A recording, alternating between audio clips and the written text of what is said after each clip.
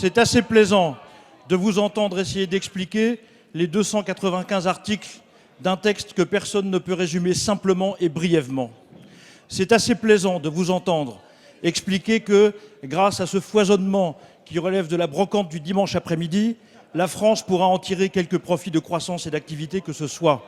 Et Monsieur le Premier ministre, vous avez engagé hier la responsabilité du gouvernement et vous avez bien fait.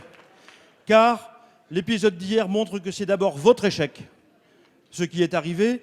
Et si ce texte n'a pas été adopté normalement, d'une manière d'ailleurs qui est incompréhensible, vous avez décidé de cette procédure du 49.3, eh bien c'est parce que votre méthode n'était pas la bonne et que vous ne pouvez pas faire croire aux Français qu'il y aura moins de chômeurs parce que des cars roulent à la place des trains qui ne roulent plus.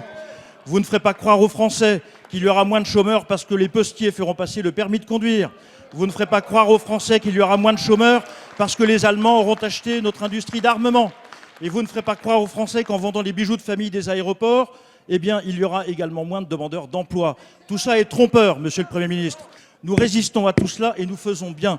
Et Monsieur le Premier ministre, plutôt que de vous en limiter au 49.3, vous devriez tirer de votre propre incapacité à réformer le pays beaucoup d'autres conséquences, y compris celle de votre propre présence à la tête du gouvernement. Merci. La parole est à Monsieur le Premier ministre. Monsieur Poisson, je sais que vous avez participé activement au débat, Monsieur Jacob, en parlant de maîtrise, honnêtement, vous êtes un professeur de maîtrise.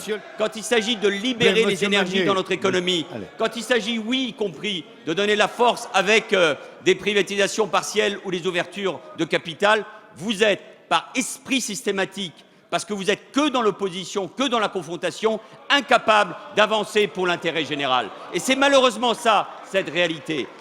Alors, Monsieur Poisson, malgré votre dernier mot, soyez certain de quelque chose. Je suis pleinement à ma place, chef du gouvernement, parce que je suis convaincu que l'action que nous menons, c'est celle que les Français attendent, c'est celle dont le pays a besoin, dont vous pouvez compter sur moi et sur ma détermination à continuer les réformes, malgré vous, malgré tous les conservatismes, malgré tous les immobilismes. On les retrouve sur nos nombreux bancs, mais il y a une majorité, il n'y a pas de majorité alternative, et nous continuerons à agir ainsi.